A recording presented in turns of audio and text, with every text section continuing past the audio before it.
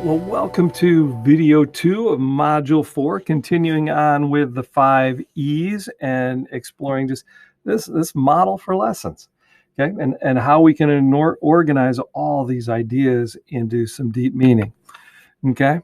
And again, just looking at this design, okay? It's the idea of, okay, I'm going to engage, I'm going to explore, I'm going to explain, I'm going to elaborate, and all the time I am evaluating all around the concepts. What am I evaluating? Do my kids understand the concepts? Are they able to use the skills? That's why we started with those. I'm not necessarily, yes, they've got to have facts and use vocabulary, but in the center of this rotating around are really these concepts and these skills, and getting students engaged with them, exploring them, practicing, explaining, and using that information. Okay. And the last one I ended with this kind of the big idea, because I'm going to go through 5 big ideas of the 5E model. And one is that students are at the center. Okay. And I don't think, actually, I think everything I'm going to give you here is really more about good pedagogy than it is about good STEM teaching.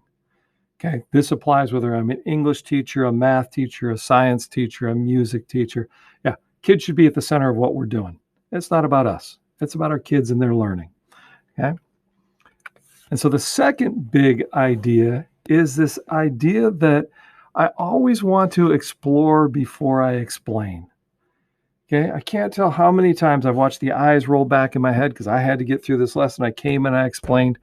And you know what? You and I know, if you're not interested in what I'm sharing here, if I haven't hooked you, now hopefully I've hooked you because you click the button, but our students, they don't have that option. They had to show up to our class today.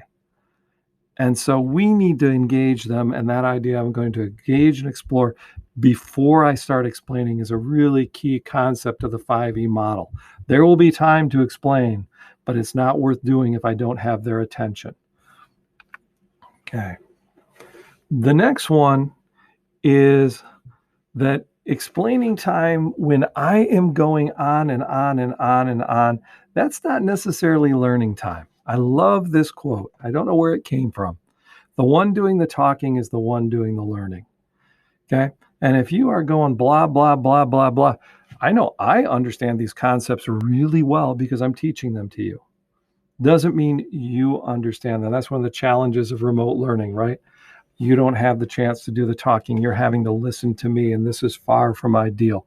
You're going to gain from this by taking part in our Telegram channel and talking with colleagues and saying, hey, what do you think about that?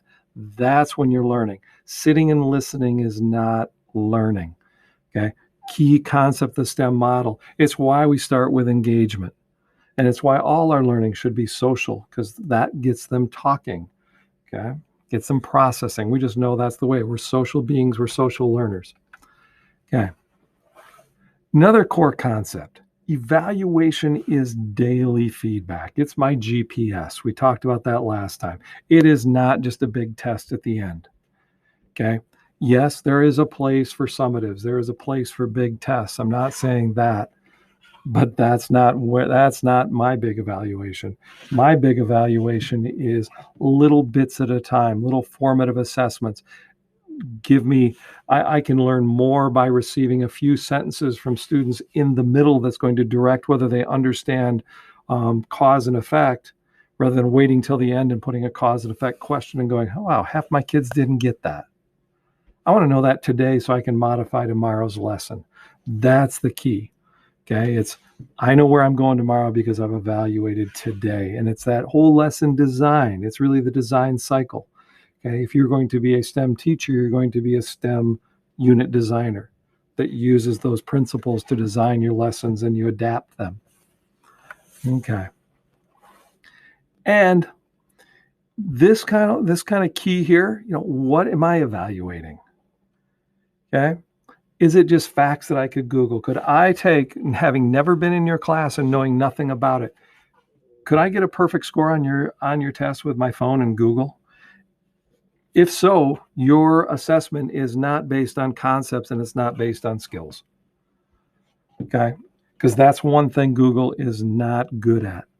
Okay? It is not good at models. It is not good at explaining. It is not good at asking questions. Okay. So ask yourself, it's a key concept here as I'm evaluating. The question is not what I know, but what can I do with what I know? Can I find patterns and explain them? Can I talk about scale and present something about scale and build it into my model? Do I understand equilibrium, and can I build that into my data set and understand where equilibrium broke down in my data set? That's what I'm looking for. That's really one of the core ideas of the 5E STEM model. Okay. And so that's these pieces here that I think can push our thinking. And as I said, this is a huge learning. Okay. Yes, the idea that I want these core concepts, I want these happening in my student's brain. Okay. This is what I want happening in my brain. And it's been 5, 6, 7 years of, gee, it sounds really easy. And then I hit the reality of it. And I fall back on, don't try to take it all on at once. Find a little piece. Maybe you're going to try, maybe you're going to focus on a concept this unit, and you're going to assess for it on a regular basis. That's a huge step. Okay. Any movement in that direction, and then the next cycle you'll build on it. Okay. Do you know if your students can recognize patterns? Do you know if your students can make models? Can your students analyze data? Can they do those things and make those your learning targets, make those your goals? Okay. Oh, and you might notice a pattern that I have a system. We're back to this. Okay. Because hopefully every time we end a video, it's like, oh, I see something new here. I see something that's built into this model. I've now thought of it a little bit differently. I've modified my thinking. I've expanded my thinking. I have new neural connections. Again, that's what STEM is about. So as you're looking at that, okay, I hope you can look and go, oh, and maybe you have a question. I wonder if he's going to explain this, because everything is here on purpose. Okay. And our last module, module 5, is going to talk about incorporating English. It's a very specific thing for Uzbek teachers, but this could be any world language. It could be also, if you're an American teacher, this could be really relevant for those who English is their second language. How can you support them? Because they may be doing great on the concepts and the English is their stumbling point. So some ideas that I'll put out there just for you to explore. So thanks for listening.